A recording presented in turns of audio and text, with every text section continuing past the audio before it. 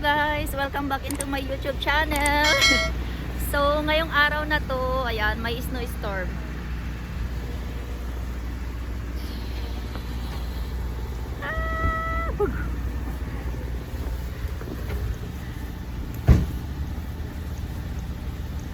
So, ayan, ganito ang eksena dito kapag nag-i-snow. So, una, kailangan paandarin muna yung sasakyan para mainit na. And then, pangalawa, yan, kailangan natin linisan yung windshield. Open muna natin.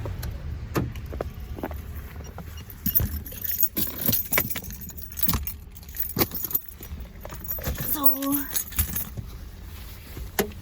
ayan.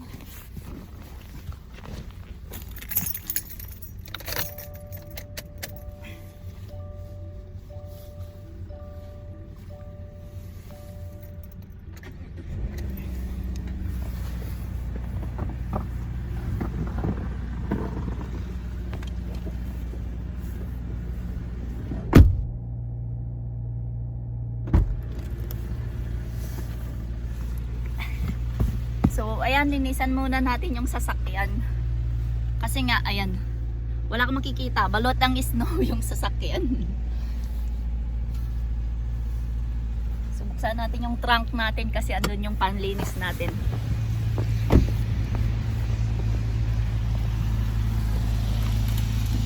Shoot.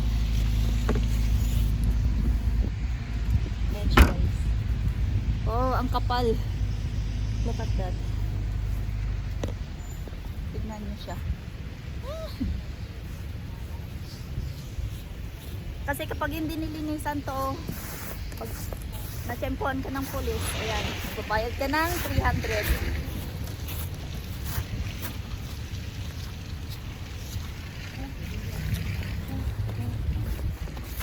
Mga to kailangan linisin.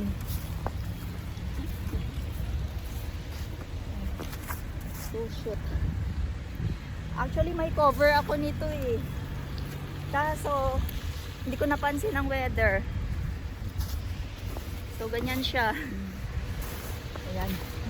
Ganyan siya kakapal.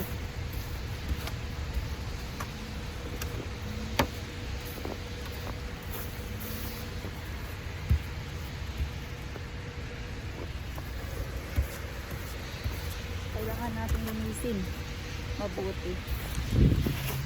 Anyways, malapit na tayo matapos.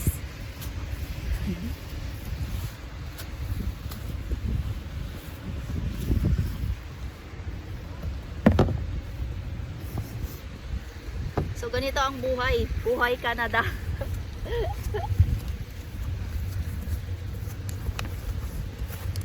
So okay na yan. Ayan.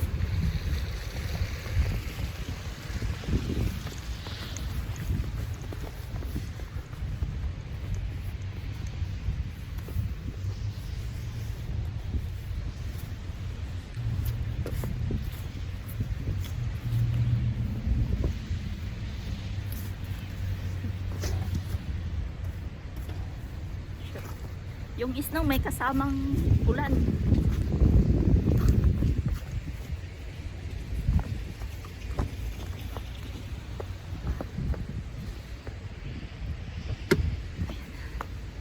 So doon ko sa likod nilalagay ito. Kasi nagdudumi sa loob eh. Kapag doon natin ilagay. So, yan. Okay. Yan guys, tatapos na nating linisan. So after linisan, ayan, magdadrive na tayo.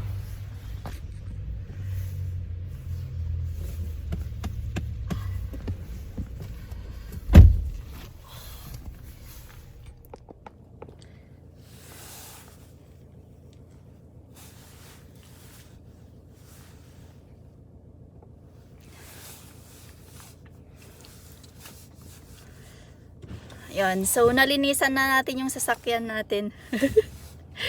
Tingnan, papakita ko sa inyo kung paano mag-drive sa sa snow.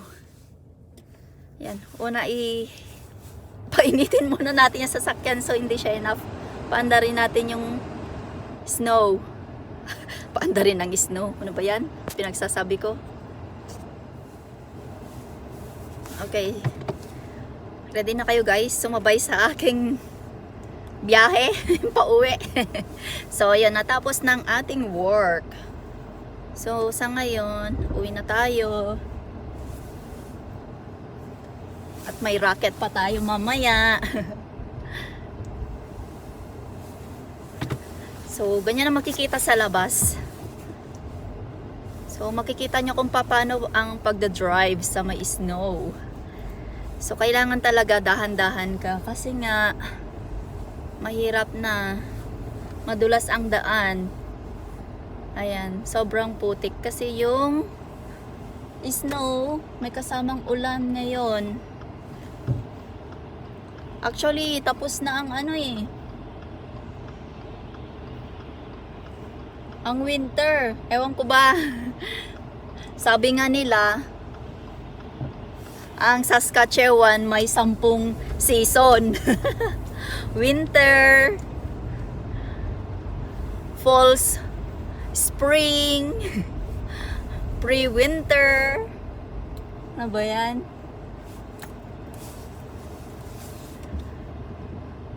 At alam nyo ba na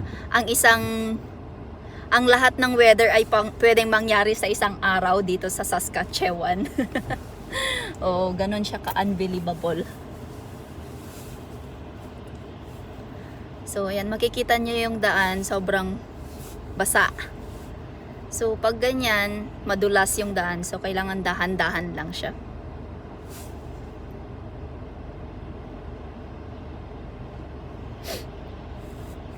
And then dito sa Canada, ang driving sobrang strict. So, gaya ng sinabi ko kanina, kailangan linisan yung sasakyan. Kasi kung hindi mo nalinisan yung sasakyan mo at covered siya ng snow, lalo na yung plate number mo, so magfa-fine ka ng 300, I think, yeah, here in Canada.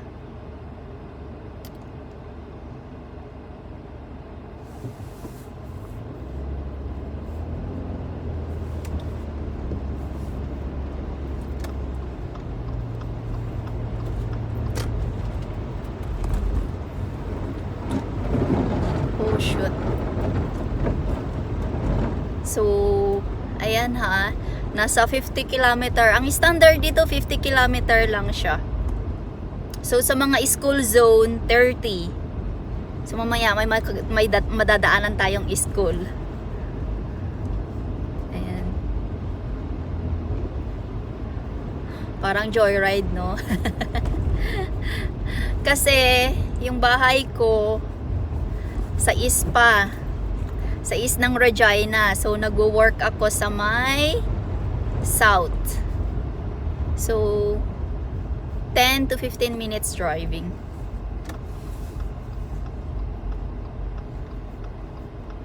So, ganun din ka-importante ang may sasakyan dito kasi nga, lalo na pag ganitong panahon. Lalo na pag winter. Ayan, pag winter, mangangatog ka sa labas. Ang hirap kaya mag-antay ng bus. So, ang bus pa man din dito, hindi katulad sa ibang lugar na every 30 minutes or every 15 minutes. Dito, every hour.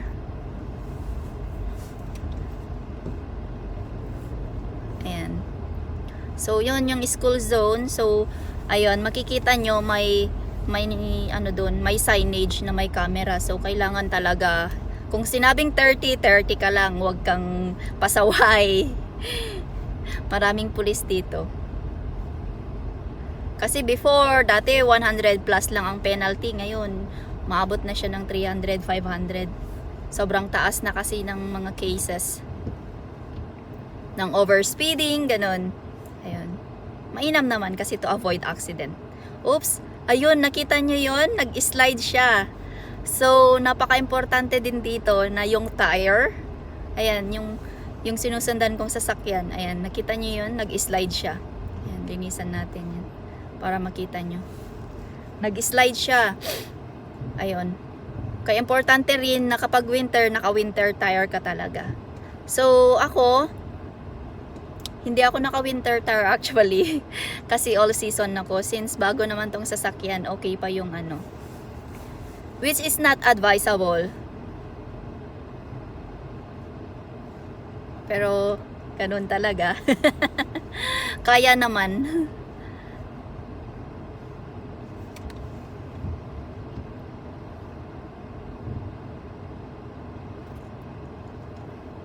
Hopefully hindi ganun kalakas itong snowstorm ngayon. Kaya naman kasi may snow ngayon kasi may snowstorm. Actually, 2 days ago, nagmelt na lahat ng ng snow.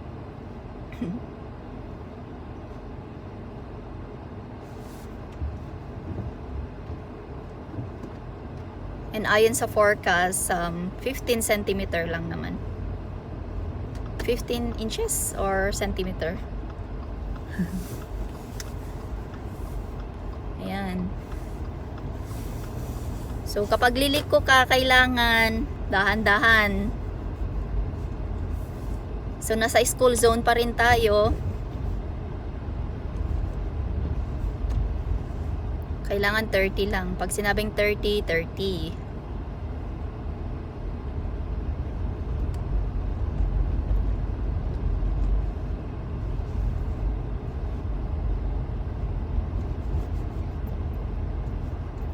Ayan. So, nalampasan na natin yung school zone. So, magba-back to normal ka, which is 50.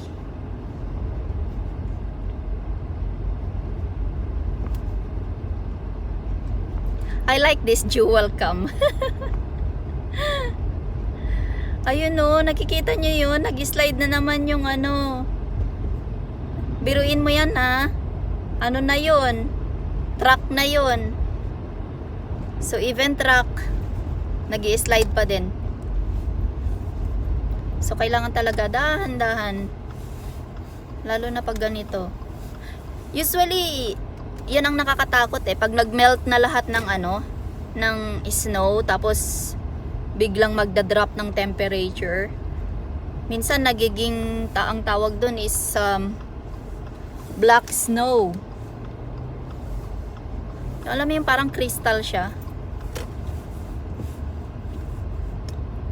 Ayun. Ang dami-daming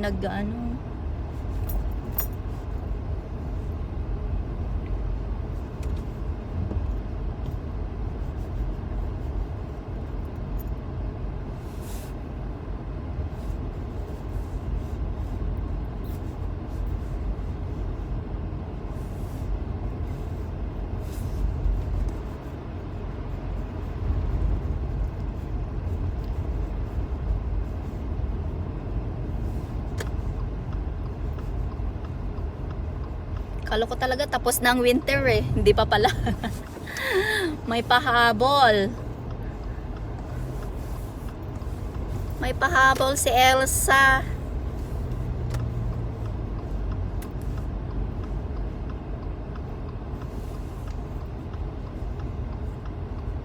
So yun, stop sign tayo. So kailangan huminto tayo. Even magta-turn tayo sa right. So, kailangan palampasin mo muna lahat ang mga sasakyan bago ka magte-turn right. Kapag naka-red yung stops, yung light, traffic light. So, ayan. Pwede na tayong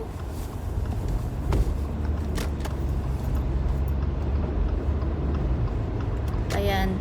Usually, yan din yung kapag ganyan, nag-melt na. Tapos nakikita nyong brown yung yung daan na snow na ganyan. Yan yung madulas talaga.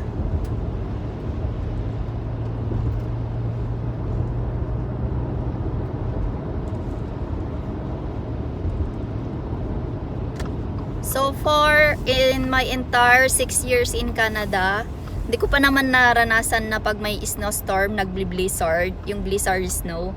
Kasi yung pag sinabing blizzard snow, yun yung hindi mo makita yung daan.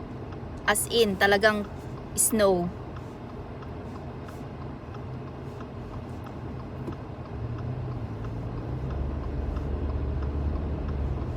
So, yung distance mo sa sa sasakyan talaga kailangan i-monitor mo din 'yon. Hindi ka pwedeng masyadong madikit.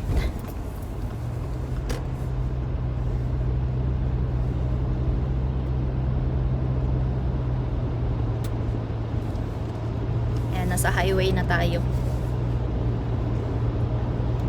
Usually everyday nagre-ring road ako.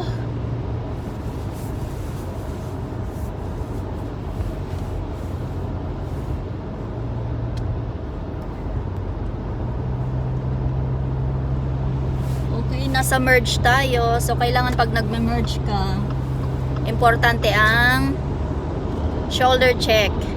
Kasi minsan hindi ako nag-shoulder check. Muntik na. Kikita nyo pa ako, guys.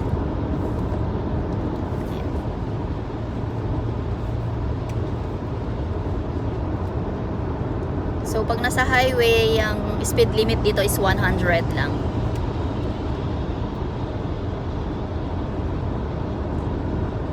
So dito tayo sa slow lane, tapos dun sa kabila, fast lane yan. Ayan. Parang umuulan, no? Sa lakas ng ano parang may blizzard na. Kasi hindi natin masyadong makita.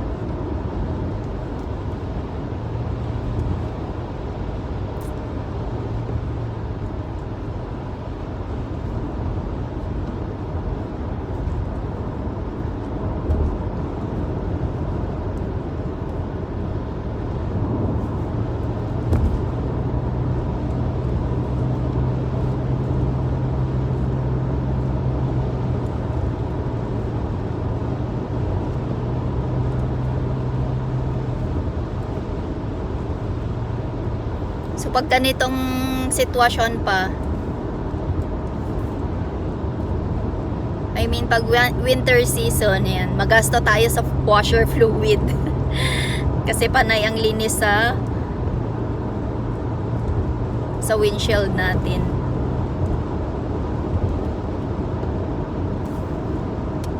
Bahan natin yung heater natin, masyado nang mainit.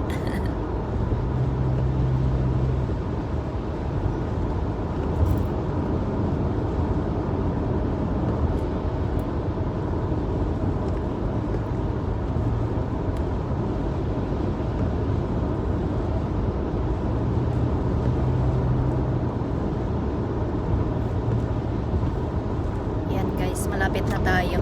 Ayan, magma-merge na naman tayo. So, kailangan every merging mo. Oh, shoot. Oh, guys. May pulis. May pulis, guys. May na-aksidente. Look at that. So, ayan. Kapag may pulis, kailangan mag-slow down ka, ha? May na-ditch. Ayun, may na-ditch. Nakita nyo yun? May na-ditch. Kasi sobrang dulas ng daan. Kaya kailangan slow lang tayo. Kayang masyadong mabilis. Ganun. Kahit nagmamadali ka na. Kasi the more na nagmamadali ka, minsan ma-aberya ka pa. Ayan. So mag-merge na naman tayo. Ayan. So kailangan shoulder check.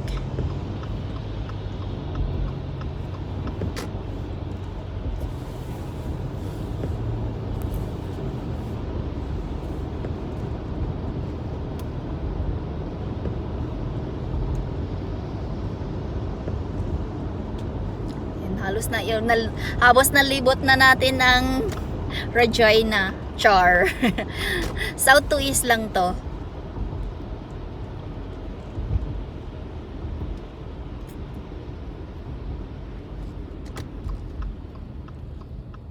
Ayan, keep distance. So nakalimutan ko na yung distance natin sa sasakyan. Basta pag nakita mo na yung gulong, okay na yun. So tulad niyan, yung nasa harapan natin hindi nakikita yung plate number niya. Yan, pag natsempohan ng yan, ng mga pulis, ay nako, magfa-fine ka.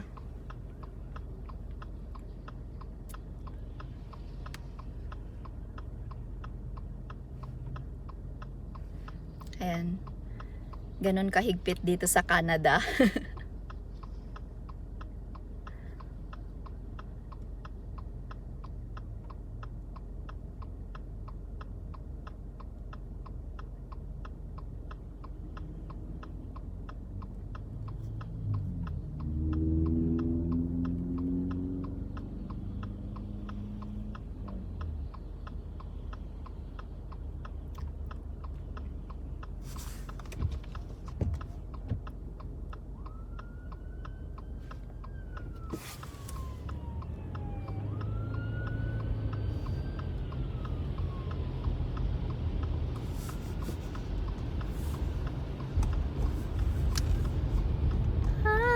Habol pa tayo.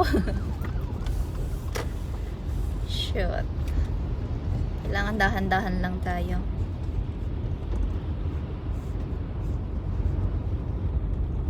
Ang putik ng daan.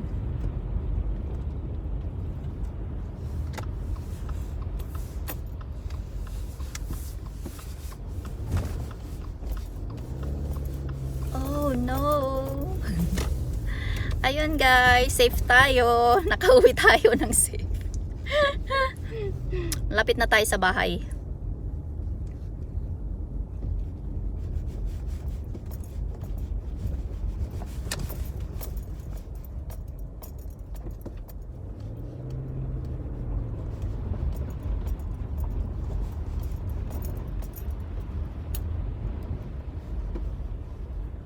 If I love you and see you. Alright guys, nandito na tayo sa bahay. Magpa-parking na tayo. Ayun, sasakyan ni Ina, tsaka ni Aryan. So magkakatabi kami. Si Miren lang ang nahiwalay. So ayan siya. Perfect.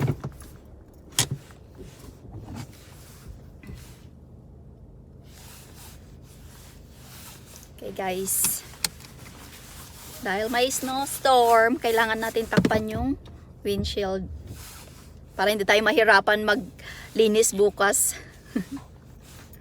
Kasi for sure makapal na naman yan. Baka mas makapal pa yan sa nilinisan natin kanina. So yan guys, tara, lagay natin.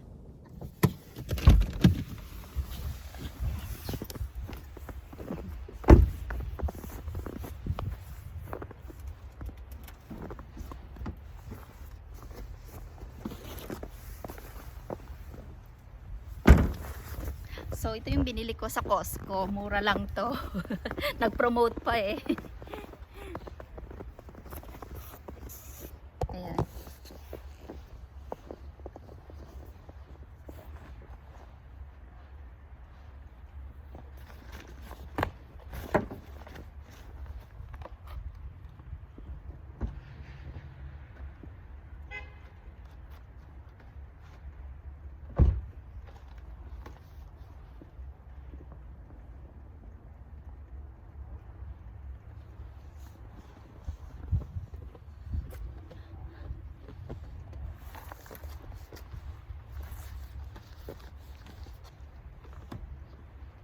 Close ni Aryan sa akin.